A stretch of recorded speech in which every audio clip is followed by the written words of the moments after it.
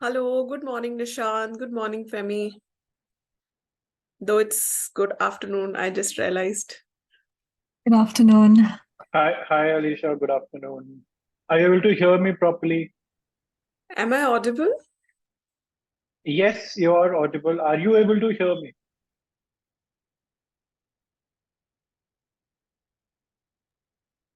Nishant, I can hear you. I think Alicia ma'am can't.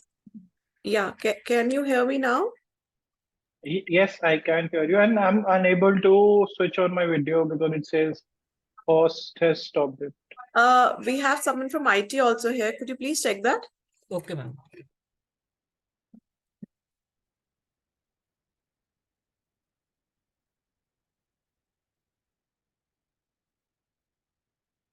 Hello, Nishant. Hello, hi. How are you? Good, good. How are you? I'm good. So I hope it is audible enough, or should I switch off my earphones and No, just you're use? absolutely clearly audible. No Okay. need for that. And let's begin the session. Let's start from you. So, as I told you, the format, it's more of a talk show, but the format still stays the same, 30 minutes or 20 minutes or whatever you want to share about your experience, and then I'll have a list of questions to be asked. Okay. Yeah.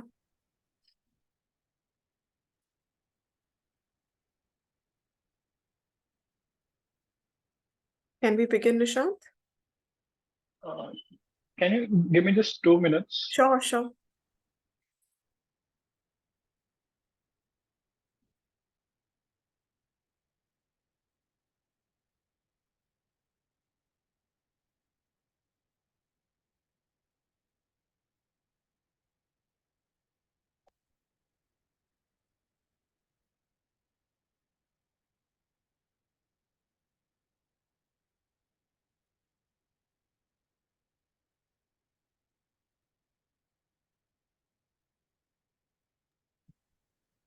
I think yeah, we are good to go. We can start.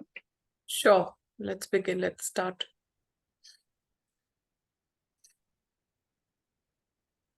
So it's all yours, Nishant, because since we do not have students and the format has changed, so you can start and we'll take the clips of whatever things you're bringing on for us. Okay. So initially, how do you want me to go about? Is it more about my story, or let's say, do I share my views on how one can Academia? pursue the career? Yeah. Uh, we would want to hear both, honestly, your story as well as academia. So whatever you want to start begin with, it's your. Okay. Okay. I would be more comfortable if we are having a conversation because then it does not remain where I'm just talking Sure. to a camera Uh, and it becomes okay. conversation. Okay. Let's begin with that.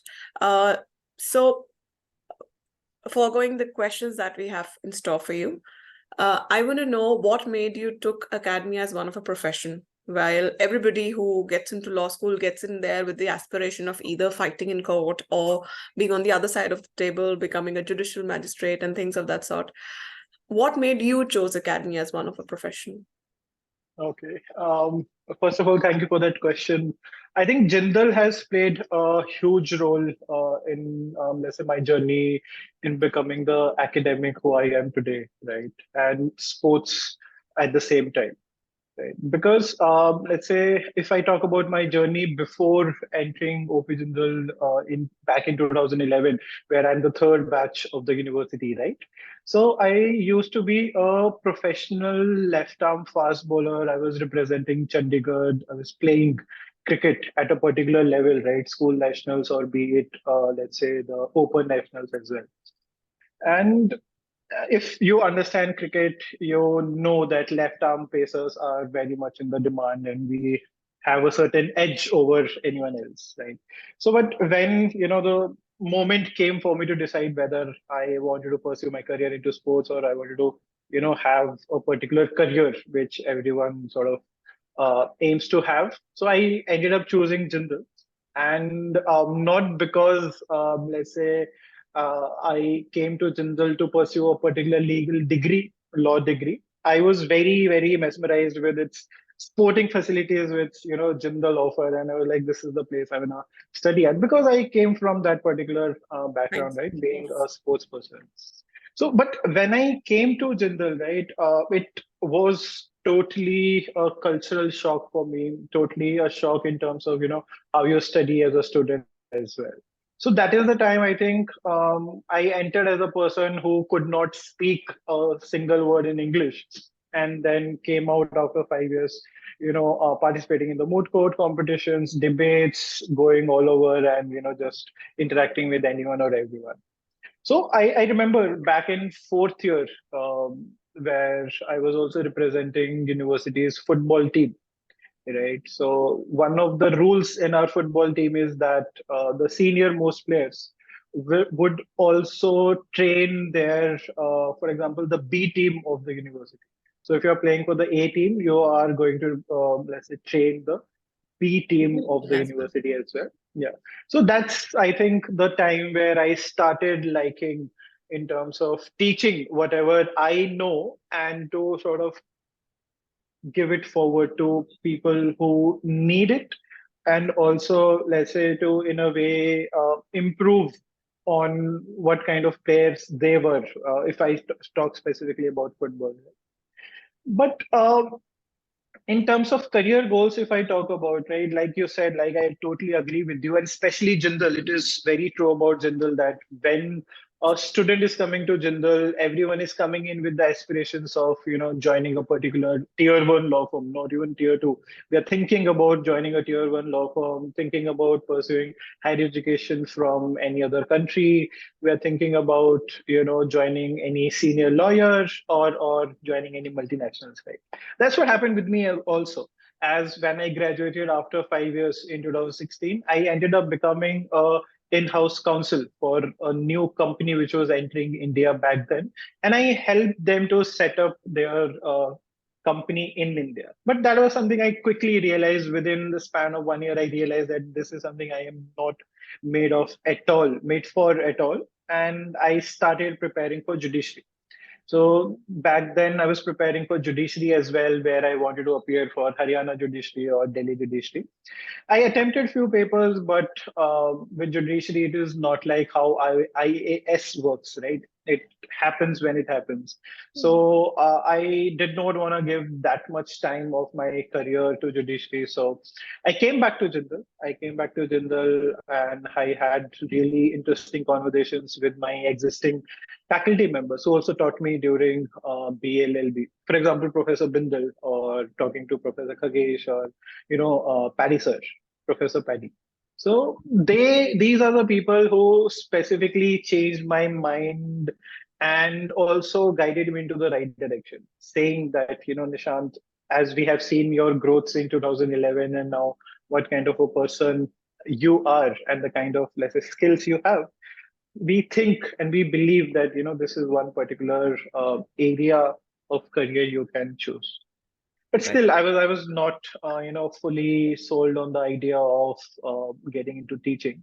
Although I liked it throughout, I liked it, no doubts there. But still, you know, there was one more push which was required. So I don't know whether you are aware. Professor Sean Starr is there in Jindal, Yes. right? So Yes. he teaches sports law. Then that's where again I was reintroduced to sports in a way where I could even pursue it as a career as well. So what I did, I started focusing on that particular stream of law, which being sports law, right? Focusing on cricket, focusing on football, and then when I graduated, then National Law University Sonipat. Back then, they were also setting up the university. They are our neighbors in a way where they are, set up across the road near Ashoka This is which University. year? This is which year you're talking about? I think I'm talking about 2019 now. Okay. So yeah. So my LLM is 2017, 18 where I graduated. Okay. After that, again I was working, but then NLU sort of came and hired me as one of the founding faculty members there. Oh, okay. Yeah. Yeah. So when students were coming in, all kinds of students from all over India coming in, looking forward to studying from you. That is some one feeling which is something you can't in a way explain, right? Even if you are getting bigger opportunities, for example, from the multinational companies or for example any law firm. So I had a choice, but I chose to go to National Law University. I remember one of the students who was, going from one counter to another counter because no one was listening to me. No one was listening to him. He was not able to get admission in NLU, although he had all the specific qualifications and specific eligibility as well, but no one was helping me him, right? I was like, okay, you tell me what has to be done and what is your problem. So I sort of guided him in a way where, he did not have one certificate, but we gave him certain time and he went back and, he needed it for a loan, right? Because he was not able to afford his particular education for National University as well. So that's the time when, for everything good happening in his life, he would come back to me and attribute that particular success to me. So that is something which, didn't let me leave National Law University. Although still I wanted to leave National Law University, did not want to continue with it because National Universities from outside, they look, let's say, glamorous, or they look like a very good or, national universities. But when you get into it, at the end of the day, it's a government university. And when you compare, like I'm specifically talking about it is because if anyone is going to watch this particular video, right, they should know what you expect when you're thinking about working for NLU and what actually happens, right? At the end of the day, it is a government university. And for example, if I talk about pay, if I talk about work culture, if I talk about policies, which are common across the state, because it is situated in Haryana, right? So Right. you going from, for example, OP Jindal and then entering a university which is totally different was not a good experience for me in a way where I wanted to continue. It was, I think, the only motivating factor for me was to, the kind of connection you end up building with your particular class which you are teaching, or the place which you have, from the start developed in a way where you feel that, okay, this is your place and you want to set it up for. So Then Nishant, again, I'm yeah, so yeah, sorry, I'm sorry. interrupting in between. So your career has been you did your BA LLB from here, from JJU, then you did your LLM from here. Yeah, so my first master's I did from OP Jindal. Yes. So yeah, by the time, I was just finishing my stint at NLU Sonipat, right? Then I again had one conversation with Sean. Then after having a very lengthy conversation with him that, I was very passionate about joining FIFA, because FIFA is like the topmost agency which you can join if you want to work in the sports law, and specifically in Right. football law. Then I went to Barcelona. There's this university which is also JGU's partner, ISDE. So this is And after your LLM from here. yeah, this is after my LLM from OP Jindal. So And I then went, you were offered as a founding faculty in NLU, post that.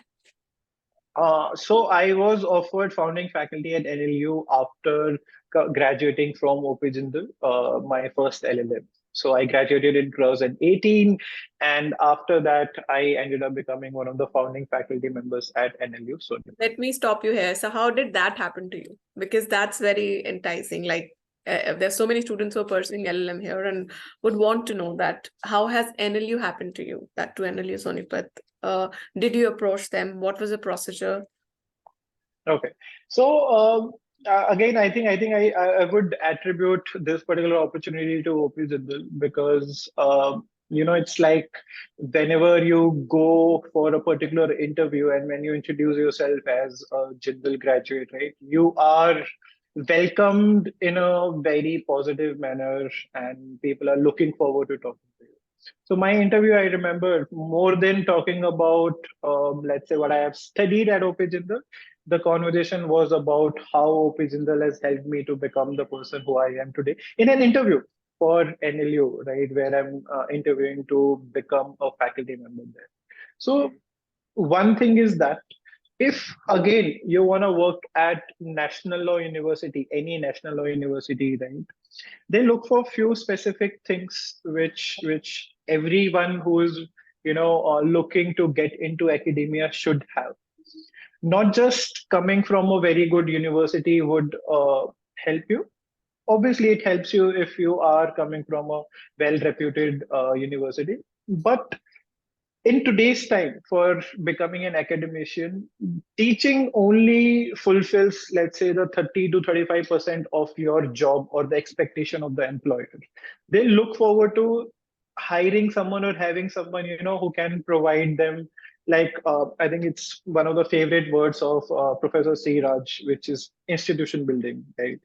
If you can contribute to institution building, if you can create your own properties or intellectual properties at a particular law school, then only uh, you can get that edge over all other let's say prospective applications or the competition who is there in that same interview. And that happened when I talked about my experience, the things I did, the sports law, the kind of faculty members, the kind of pedagogy which I was introduced to, the kind of international exposure, again, which was given by all the faculty members. So that kind of helped me to put forward a vision for a government university which wanted to compete with the likes of Ashoka University, with the likes of OP Jindal, or the likes of NLSIU Bangalore as well. Right? So, Because Nishant, what is the criteria to get into these universities or to get into academia once you finish your law from here? From the student's perspective, I want to ask you, what is the criteria to become a lecturer in a good reputed university? okay, so if I talk about the basic criteria, right? Basic criteria is that you must have one LLM degree, Okay. right? That is just the basic criteria. And plus, you should have a net examination qualified, right? If you qualify a net examination and you have LLM, you are eligible to apply for these particular positions. Okay. Okay. There is another way if you are not looking to go for net, right? You can go for PhD if you have a PhD where you have received your doctoral degree.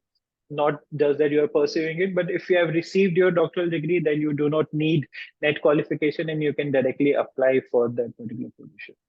But this is again, like I said, this is just the basic criteria for applications, right? Again, you have to be very good at research. Research plays one of the research is one of the most vital parts of becoming an academician. Even if you're working for NLU, you're working for JGU, or you're working for any even less standalone law college, right? You cannot do away with research. And research goes hand in hand for your teaching. Research goes hand in hand for, let's say, your professional development as a faculty, as a lawyer as well.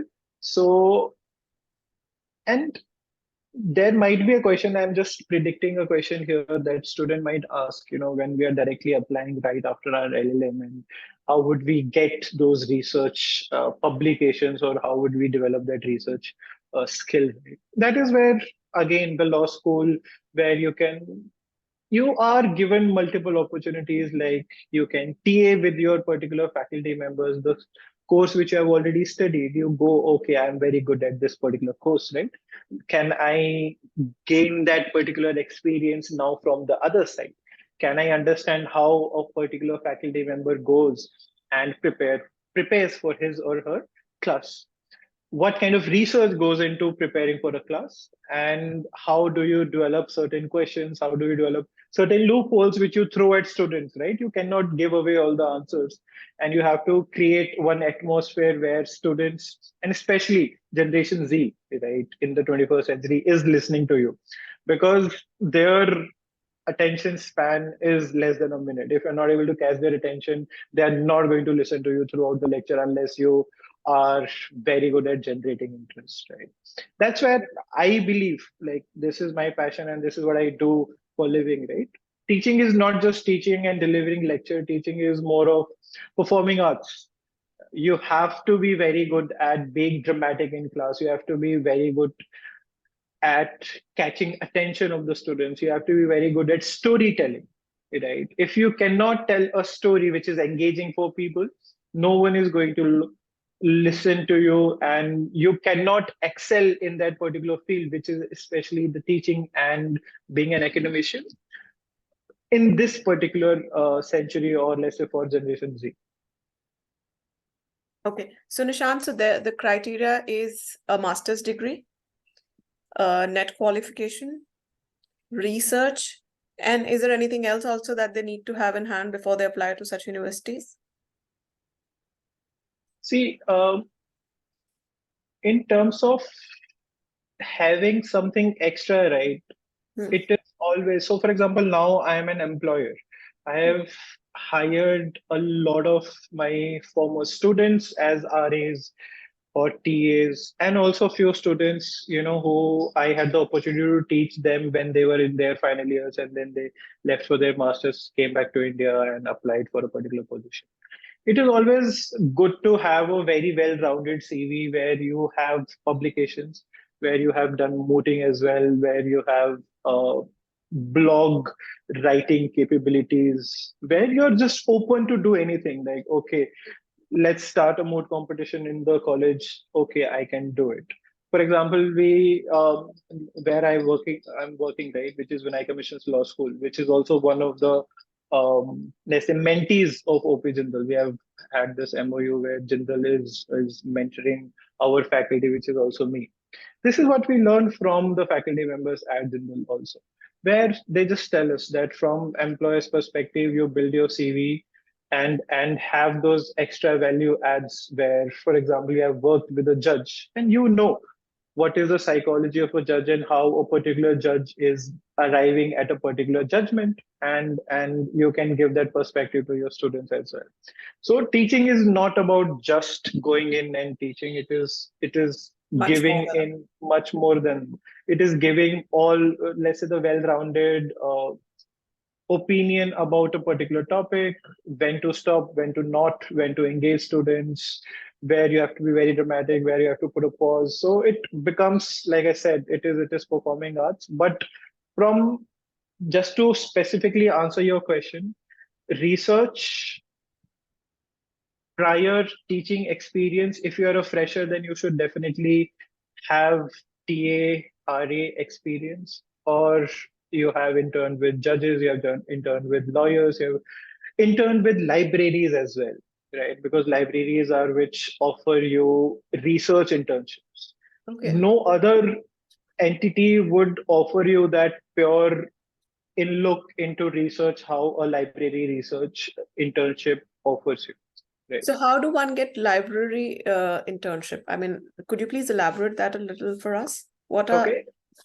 Okay. So more than how, I think I would say when, right? okay. Because there are different stages in which how you approach a particular profession, right? When you are a first year student, you are not aware of a lot of things and you are not clear in your head what you want to do once you graduate from college. So what is recommended usually is you go for NGO internships, or you go to any, for example, National Human Rights Commission, where you are just introduced to the law, right? Similarly, library internships should also be taken up by students either in their first or their second year.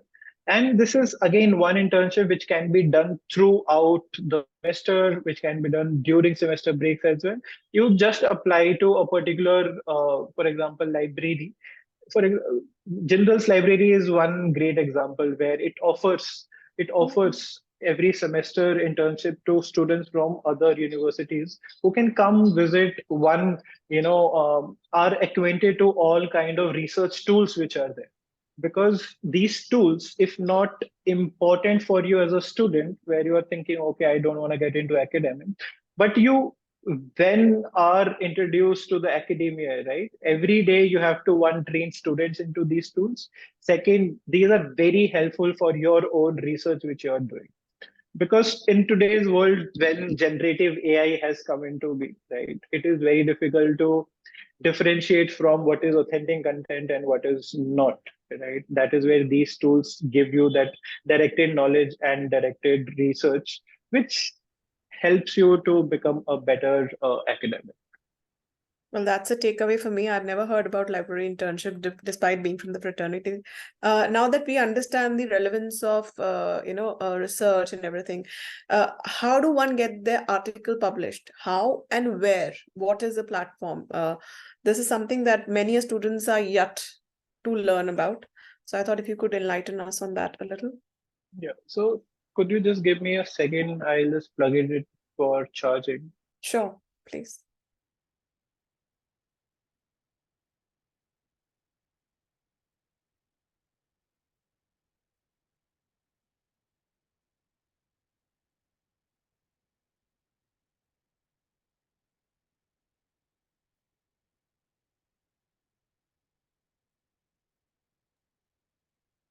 Hi. Yes, please. Yes. So again, I would approach it from two particular perspectives. One is when you are a student, and second is when you have graduated and you are looking to publish particular papers, right? So whoever is interested or is looking for information when to publish, how to publish, where to publish, most of us know that, for example, there are few words floating around in the market. For example, Scopus, or for example, QS, or Q1 journals, Q2 journals, Q3 journals, or any journal which is there in UGC care list, right? So I agree. These are all important places where you can, or these are important metrics to judge a particular journal for someone to rank it and for its importance and its impact over the audience, right? But if you are a student, just start publishing, because publications are going to be very important. Just think from a perspective of an employer when you're sitting for your interview.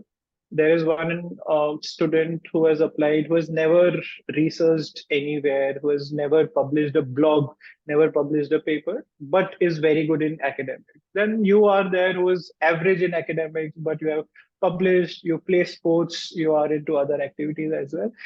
90 to 95% of the time, you are the one who is going to be, let's say, selected for next stage or for that particular job. If I were to answer how to publish, one of the most easiest way for students, like I will not get into research, how to do research and all of that, but I'll just talk about tips and tricks, right? One of the most easiest ways for students to publish is where for each subject we are made to write particular assignments where we are working on our own research papers, right?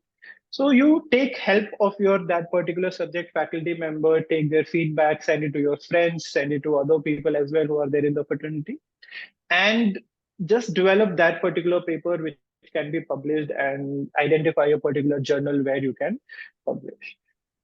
One of the best benchmarks to understand where you can publish is Scopus. When one particular person goes on Scopus and check, for example, if you want to publish in intellectual property rights, it gives you a list of journals with their impact factor. Higher the impact factor, higher the quality of the journal, higher the quality, difficult it is for a particular person to get into it, right? But at the same time, there are few student-specific journals who only allow students to publish and who only allow students to get through in those journals, right? So identify those. Again, one of the tricks to get published is that you offer or you convince your particular faculty member that, can I write this particular paper with you? Would you be interested? And again, that is the value add. One is the publication, and second is who is your co-author. The co-author is one of the let's say best, or one of the resource person in that particular area, right? Because he's a faculty member who is teaching at OpenGen. So that automatically puts you up right there where people are impressed by the kind of publication you are putting forward. Third is, for example, if you have, let's say, zeroed down on one particular journal, right? You look into who are the people behind it. You look into who are the reviewers, who are the editors, right? And then you go into their work. Like, this is a tip which could be unethical, borderline unethical. I won't consider it to be unethical, where cite their work, the work of the editors for the journal you are applying for, right? If they would see that, okay, you have read their work, it automatically puts you in the positive for getting published, or your paper getting selected for a review and for the next stages, right?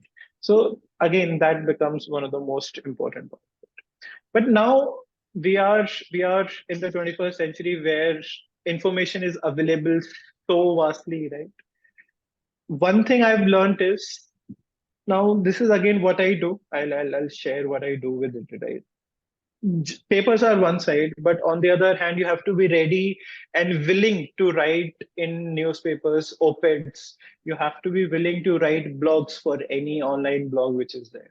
It is the easiest way to get published. It is the easiest way to get certain, for example, market value for your particular work, and also get recognition about the particular topic you are writing.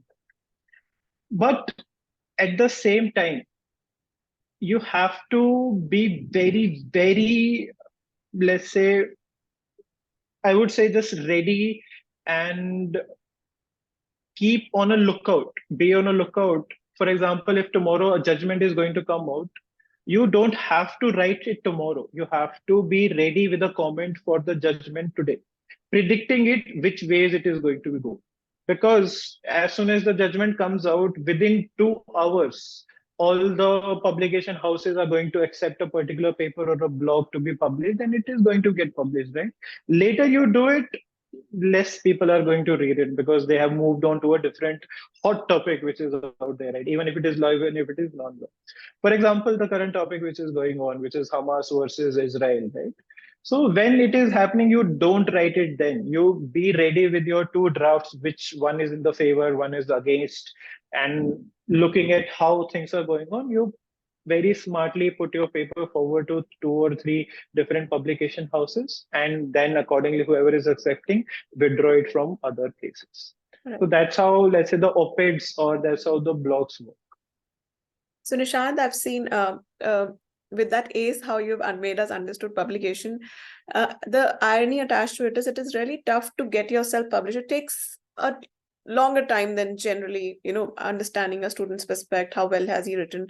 Does in this process writing a blog has an equal relevance or a closer relevance, or would they kind of contribute in the CV if in the process where they're getting the article published and then they're not yet able to get them published, but they're continuously maintaining a list of blogs, they're sharing their views. Does that hold some relevance in this journey of academia? Yeah, definitely. So, for example, papers are very specific to conferences or journals and your academic contribution to the field, right? But when we talk about blogs, it is more about staying contemporary, talking about something which is contemporary, and it's the faster version of building your network as well, Right. like being invited to other places, putting forward what you think about a particular topic, but in a manner where others can get engaged in. Because again, like social media has made it so easy for anyone or everyone to put forward their thoughts. And in that, amongst all of that, where everyone is writing about it, non-academic, academic. So it is very important, one, to write quality content, second, to write Googleable content as well, because sometimes people get over smart and they give very fancy titles to their blogs, right? Right. Which no one is searching for. Because if I have to search for Israel and Hamas, I will search Israel and Hamas going over Google, and I will never search any topic which is uh, very academic, but is a blog. Right. So that way, to build your network, for example, over LinkedIn or on any op-eds or any blogs which are there, it becomes very important to stay contemporary and also get that recognition which is required. Because let me tell you, in today's world, it is not just important to do the work, but it is also important to talk about that particular work which you are doing. So till now, we were trying to understand the student's perspective in getting themselves published. Now, understanding it from your side, where you're actually a lecturer and you're doing publications, are there certain kinds of grants or research funding available for such publication where you as a lecturer are making time for it, publishing their articles? Is there a means? Are you guys funded for the same? Alicia, suddenly my head is spinning. Can we, like, suddenly I'm getting nauseous. Oh, and that's absolutely fine. We can do it some other time if you're not feeling well. Yeah, like suddenly my head has started spinning. Can we continue it some other time if it is possible? Yes, absolutely, absolutely. Let's call it a day. Thank you, Nishant. Yes. We can plan it some other weekend if whenever you're comfortable. Yeah. Thank you, Arisha. Like All right. suddenly, I'm really No, I sorry to do understand. The that. weather is changing and it is very normal. No, I just came back. Like I traveled. I had a flight and I just reached back No, and just got no, ready. I completely understand. I think it was very informative, however, whatever time you could make. Thank you so much, Nishant. Thank you. Thanks a Thank ton. you, Arisha.